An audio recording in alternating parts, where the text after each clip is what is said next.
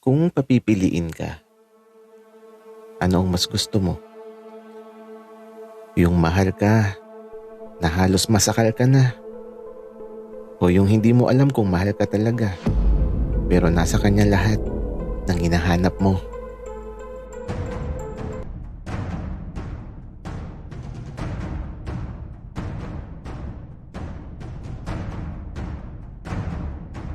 Kaibigan, huwag mong kalimutan mag-subscribe sa aming channel at huwag din kalimutan i-click ang notification bell at subscribe button. Subscribe na!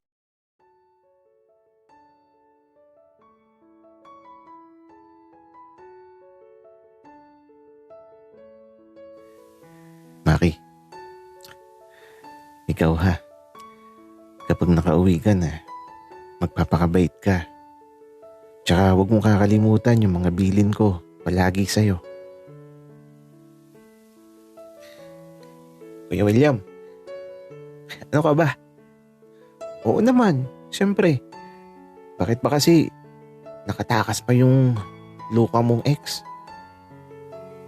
Hindi na sana kami uuwi ni Dave. Maki, huwag kang mag-alala. Mahuhuli din yun.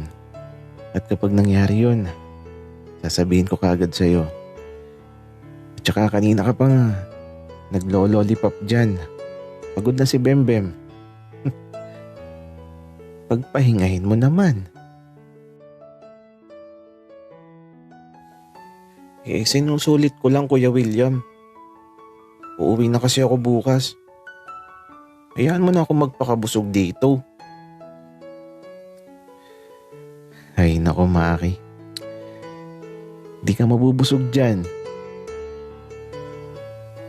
Okay lang, Kuya William. Masarap naman eh. Ay nako. Tara na at maghapunan na tayo. Tapos matulog na tayo ng maaga, Maki. Para bukas hindi ka pagod sa biyahe.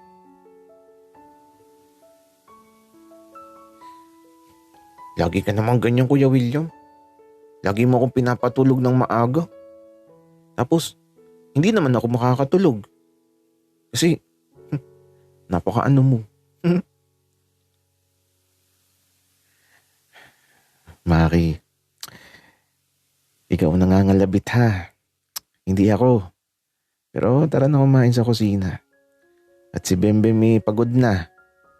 Kasi kanina mo pang kinakain.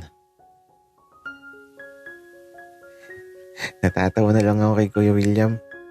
Kaya ito, binitiwan ko na muna si Bembem. At paglabas namin saktong naghahain na si Dave at si Ben ng hapunan namin.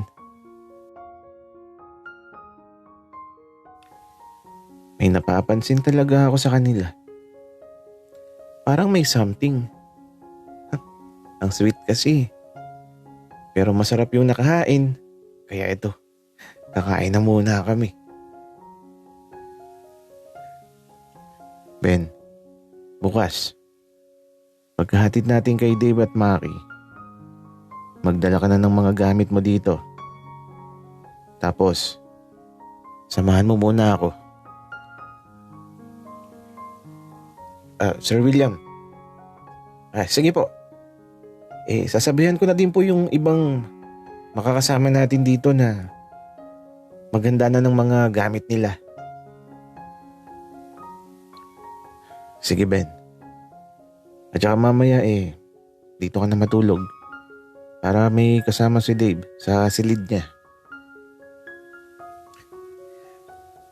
Sir William, sa loob ng silid ba kami magkasama? Oo, sa loob. Para di na siya tumakas sa gabi. Tapos, uuwi ng madaling araw. At saka saan ba kayo napunta kapag gabi? Bakit lumalabas pa kayo? Sir William, baka hindi po kami yun.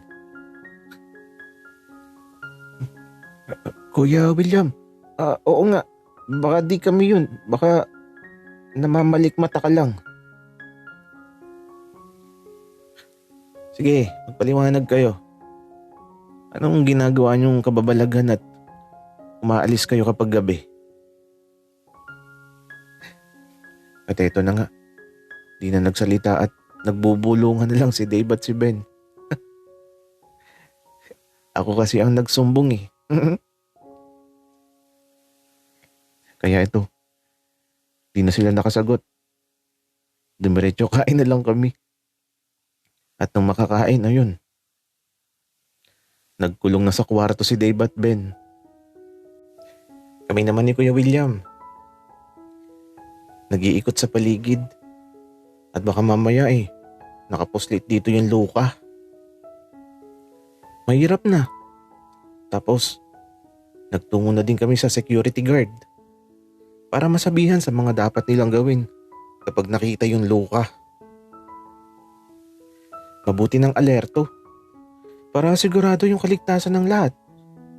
At eto, matapos makapag-ikot-ikot,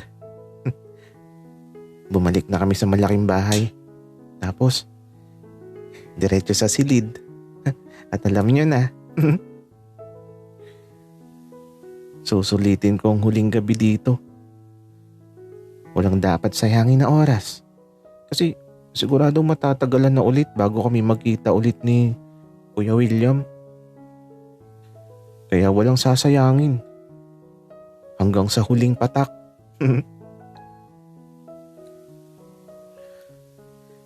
Maki, mahaba pa ang gabi. Huwag kang magmadali. Kuya William, hindi mahaba ang gabi. Ano ka ba? Sayang ang oras. Teka, umayos ka. Uupuan kita. Bahala ka nga, Maki. Malaki ka na. At alam mo na ang dapat gawin. Ay, nako. Wala na lang talagang nagawa si Kuya William. Kaya ito, nakakapagod ang gabing ito. May konting pahinga. Tapos, trabaho ulit. Halos hanggang hating gabi ata akong nangungulit. Pero, nakakapagod din pala kapag mayat maya. Walang pahinga eh.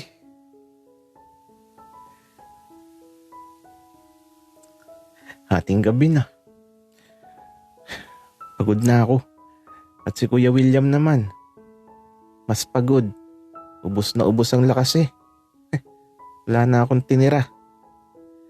Sobrang himbing na lang talaga ng tulog niya. Kaya ito, dahil napagod ako, nakaaramdam din talaga ako ng gutom. Kaya naman, lumabas ako tapos nagbungkal ako sa kusina nung makakain.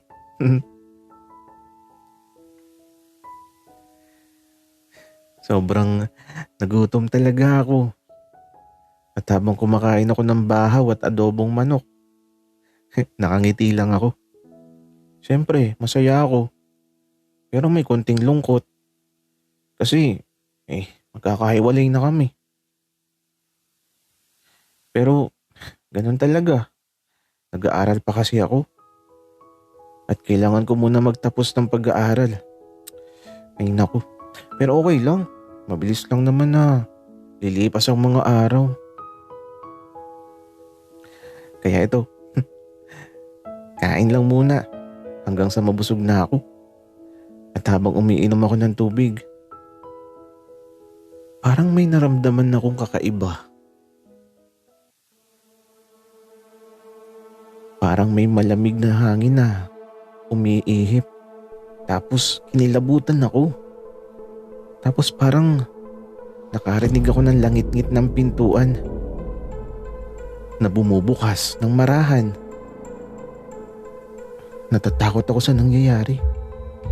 Tapos yung pintuan sa kusina, dahan-dahang bumubukas. Nakatitig lang ako habang parang sasabog ang puso ko sa takot.